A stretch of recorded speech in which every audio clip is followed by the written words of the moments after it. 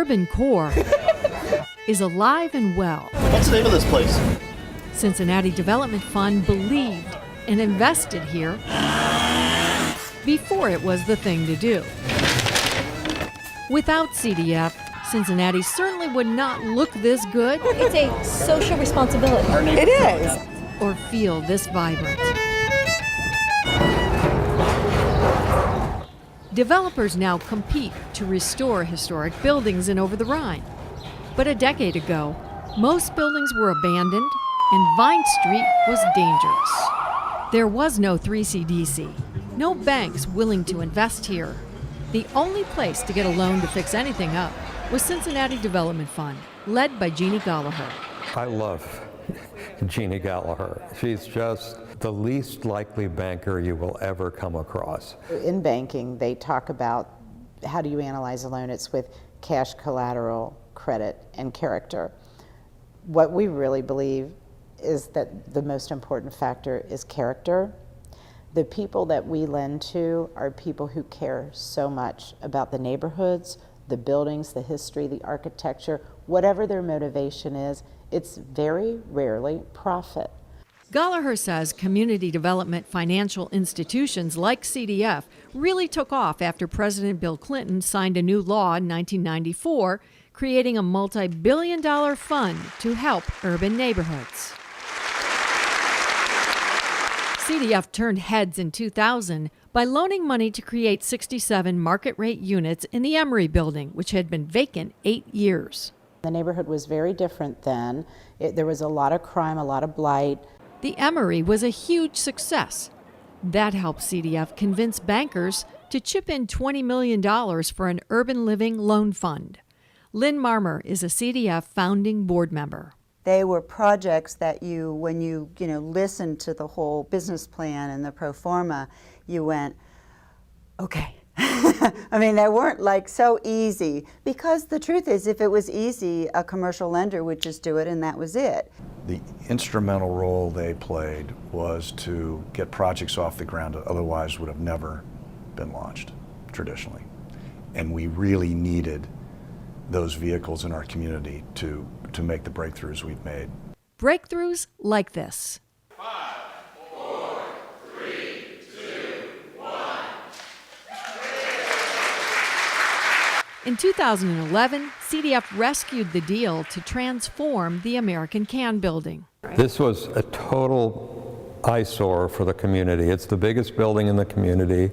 American Can building is now home to more than 100 young people who love these industrial loft apartments. Developer Steve Bloomfield says financing actually fell through at the 11th hour, and he needed a $4 million short-term loan. We didn't know what to do. The last thing in the world I thought would happen. And Jeannie Gallagher and her staff came to the rescue. She found a way to collateralize those loans, which really allowed us to get started, and it was paid back very quickly. But without her, it would not have happened. Commercial tenants include Ruth's Parkside Cafe, a new restaurant serving great food. Across the field, another huge apartment project will soon go up on this prime corner. Northside is on the move. I didn't know it felt great the first time. And longtime residents feel the energy. Compared to 20-some years ago when I moved here, it's really on the upswing. The whole avenue is getting better. I mean, there's nice little restaurants now and trendy little shops, and they all also used refrigerators. This whole area, this whole concept down here is just working. Pendleton is coming back, thanks to CDF convincing one-man developer Chris Lacey to take over the first new construction project in Pendleton in 100 years, Dandridge Townhomes. It was 2009, the recession. CDF had a bad loan on those. The guy who started them went belly up. And Jeannie called me a couple times. And What'd she say? Help. Yeah. And I said, no way, I'm not going into that neighborhood. It was, at that point, it was pretty rough. But it went to auction 3 times, nobody bid on it, and she called me and said, hey, I'll make you a deal. He was very upfront that he didn't have capital to put in this. So for us to get this done, we had to do 100% non-recourse loan for him. It was super high risk. It required so much trust on both of our parts. We built those and we sold them instantly. Lacey moved from Madeira to Pendleton and bought more property to restore. He recently tore the back off this building, and it's already sold. It's not even on the market. Sold for $350. Without Cincinnati Development Fund, guys like me could not do this type of work. Today is a great day to be in Cincinnati. CDF helps finance big projects too, like turning the vacant Vernon Manor Hotel into office space for 600 employees of Children's Hospital. The Vernon Manor is absolutely a great location for us. CDF has helped revive Uptown, financing a new Hampton Inn and U Square, 2 city blocks of mixed-use housing and retail with a public space that's like a living room for UC students. I mean, remember what this looked like. I mean, it's almost as if you can't remember what it looked like. We have a place where you can have student gatherings. Kay Geiger says there's a reason PNC Bank has been CDF's largest participating lender the past 25 years. Jeannie Gallagher and her staff, they are not only passionate, but they are extremely creative as it relates to oftentimes very complex financing sources and structures. And why we like CDF particularly is we can depend on their expertise to underwrite and shepherd the projects that are necessary to really transform our region and our neighborhoods. Transformative projects like Washington Park,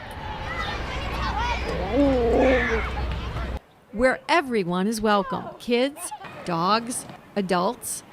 3CDC says the park would not have happened without CDF allocating its New Market tax credits. Having this as great civic space had a lot of other entrepreneurs take the risk along with CDF. I mean, we at 3CDC haven't done a lot of the buildings around the park, but other people have come in and taken that risk and said, now that kind of the roots have been planted, we want to continue to invest in the neighborhood. CDF is funding 3CDC's project to turn the old warehouse nightclub on Vine Street into a campus for startups.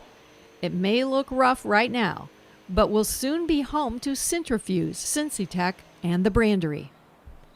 From the fire escape, you can see CDF's investment in Mercer Commons across the street. In 2012, city leaders broke ground, and a year later, Vine Street had new homeowners and a much-needed parking garage.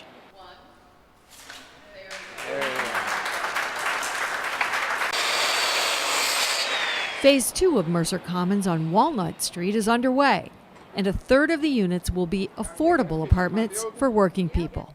One of the concerns that I have with the success of the revitalization in Over-the-Rhine is the displacement and preserving the diversity, the economic diversity and racial diversity of the neighborhood. And I worry that, you know, now we really do have to be deliberate about ensuring that there's affordable housing. Workers at Horseshoe Casino need affordable housing too, and CDF is funding it on Broadway. The entire block is part of a project that we recently closed with our New Markets tax credits called Broadway Square. And the reason that I'm particularly excited about this project is because my mother grew up in that building at 1110 Broadway. She's got family photos to prove it. Her dad also grew up in Pendleton, and her parents married in St. Paul's Cathedral. CDF is now expanding its footprint to help neighborhoods like Evanston. University Station will be a mixed-use project at Xavier with 176 housing units and 76,000 square feet of retail office space.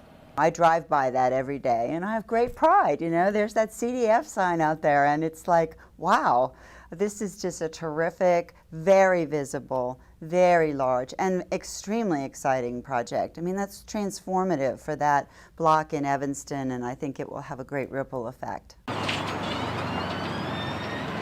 CDF is trying to help Clifton recover from losing the IGA grocery on Ludlow. I hear what you're saying. When the owners of Clifton Natural Foods on McMillan found out the building they've rented for 20 years will soon be demolished, they considered retiring. But CDF is helping them relocate to a vacant storefront on Ludlow next to Grader's. They're giving us a friendly loan a friendly loan, and also they're giving us understanding. A lot of times when you would go to a bank, they would have no clue of what a natural food store has done for the last 30 years, what our goals are going to be in the new community down on Ludlow Avenue. The owner of Ludlow Wines says his business is off 38% since the IGA closed. He's happy CDF is coming to Clifton. If they're indeed helping fund this, I would say thank you. CDF is also helping Walnut Hills, funding restoration of buildings on Woodburn and McMillan Avenues.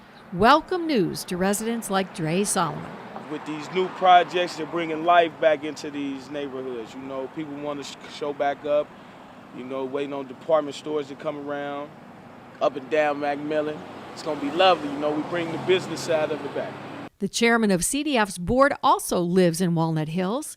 He says the credibility of CDF is at an all-time high. It's efficiency, it's skill, it's creativity, it's innovation is unmatched in this community. And we're lucky to have them here. I think neighborhoods are starting now just to see how great a resource it can be for neighborhood development. In 25 years, CDF has developed 636 units of affordable housing, created 1,747 jobs, more than 500,000 square feet of commercial retail space, and loaned nearly $300 million.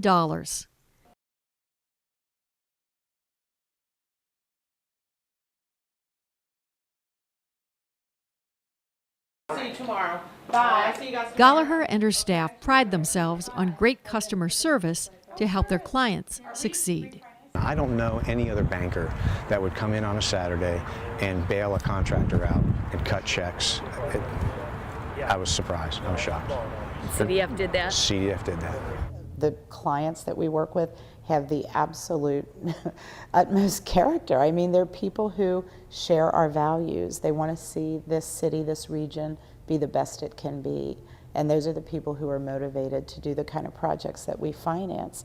And that's what makes it all worthwhile. It's the clients. Happy anniversary, CDF. It's been wonderful, and I'm looking forward to another 25 years without question. Happy 25th anniversary. To CDF, congratulations and happy 25th anniversary. Thank you for everything. To the Cincinnati Development Fund, Jeannie and the entire staff, happy anniversary, and we look forward to 25 more years of great transformation. Jeannie, congratulations to you and your staff. I hope we're still doing business for most of the next 25 years. Happy anniversary, CDF. Happy anniversary and congratulations to the Cincinnati Development Fund for 25 outstanding years. Jeannie, to you and your staff, congratulations on your 25th anniversary, and we wish you a very, very successful next 25. Happy 25th anniversary, CDF.